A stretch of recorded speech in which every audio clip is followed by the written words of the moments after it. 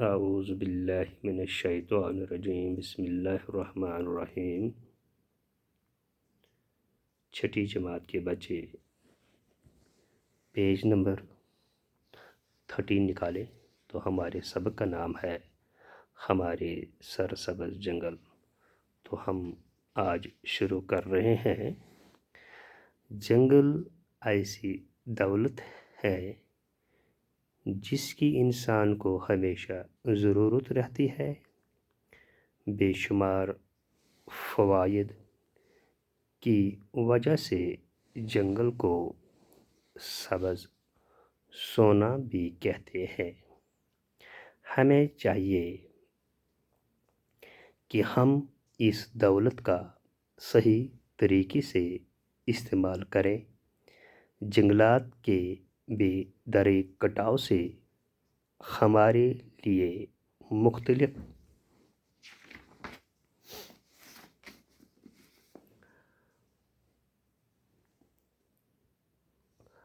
قسم کے مسئلے پیدا ہوئے ہیں۔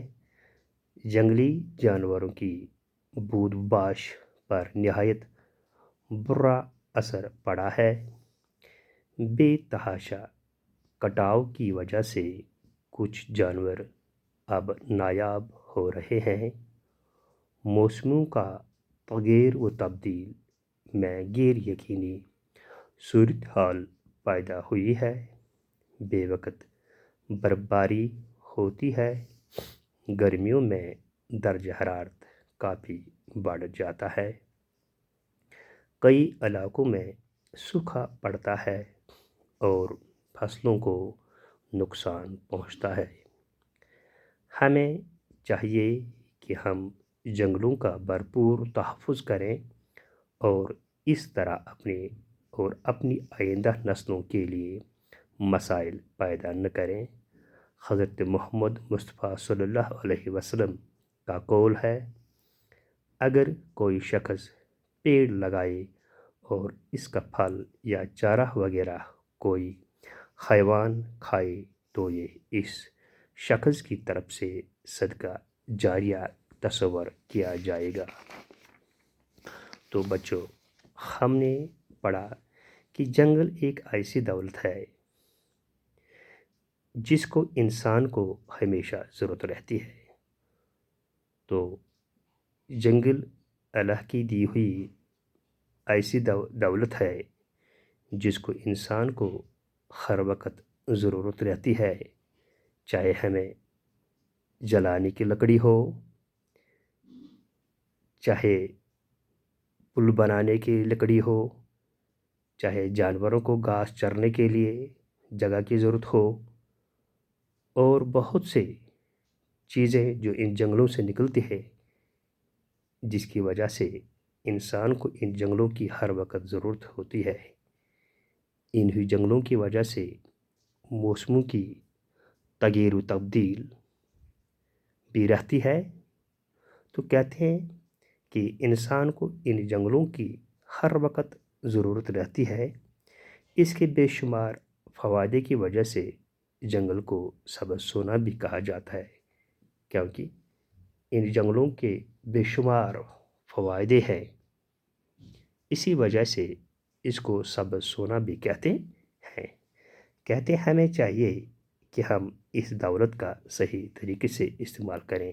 تو ہمیں چاہیے کہ ہمیں اس دولت کا صحیح طریقے سے استعمال کرنا چاہیے۔ جنگلات کی بے دریغ کٹاؤ سے ہمارے لیے مختلف قسم کے مسئلے پیدا ہوتے ہیں۔ تو ان جنگلوں کی بے دریغ کٹاؤ کی وجہ سے ہمارے لیے کافی قسم کے مسئلے پیدا ہوئے ہیں۔ جنگلی جانوروں کی بود و باش پر نہایت برا اثر پڑا ہے۔ تو جنگلی جانوروں کی رہنے کی بود باش یعنی رہنے کی جگہ، جنگلوں میں ہی یہ جنگلی جانور رہتے ہیں، ان پر بہت ہی گہرا اثر پڑا ہے۔ بے تحاشا کٹاؤ کی وجہ سے کچھ جانور اب نایاب ہو رہے ہیں۔ یعنی بے تحاشا بے دریغ کٹاؤ کی وجہ سے اب یہ جانور نایاب ہو رہے ہیں، یعنی ختم ہو رہے ہیں۔ جب کہ ہم نے جنگلوں کو کاٹ لیا تو جو جانور ان جنگلوں میں رہتے تھے ان کا جینا اب مشکل ہو گیا، یہ ختم ہو گئے۔ یا ہم دیکھتے ہیں آج کل ہمارے گاؤں میں ریچھ، شیر اور دوسرے جانور آ جاتے، کیوں آتے ہیں؟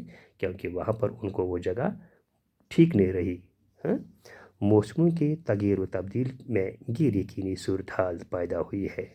تو موسموں کے تغیر و تبدیل یعنی رد بدل میں غیر یقینی صورتحال پیدا ہوئی ہے۔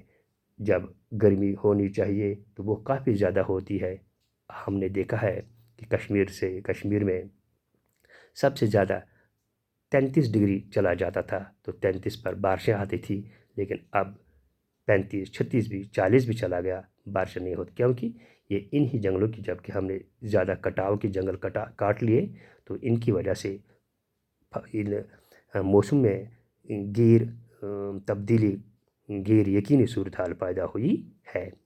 بے وقت برف باری ہوتے ہیں تو وقت سے پہلے برف برستی ہے، یا جب نہیں برسنی ہوتی تو برستی ہے۔ جب گرمی ہونی چاہیے تو بارشیں، جب بارشیں ہونی چاہیے تو گرمی۔ تو گرمیوں کی میں درجہ حرارت کافی بڑھ رہا ہے، تو گرمیوں میں کافی درجہ حرارت بڑھ جاتا ہے۔ کئی علاقوں میں سوکھا پڑتا ہے، تو کئی علاقوں میں سوکھا پڑتا ہے یعنی قحط پڑتا ہے، فصل نہیں بن جاتا ہے، قحط پڑتا ہے، فصلوں کو نقصان پہنچتا ہے۔ تو فصلوں کو نقصان بھی پہنچ جائے تو ہم نے پچھلے کئی سالوں سے دیکھا ہے کہ کوئی فصل نہیں بنتی، کیونکہ گرمی کافی ہوتی ہے، تو اسی کو قحط کہتے ہیں۔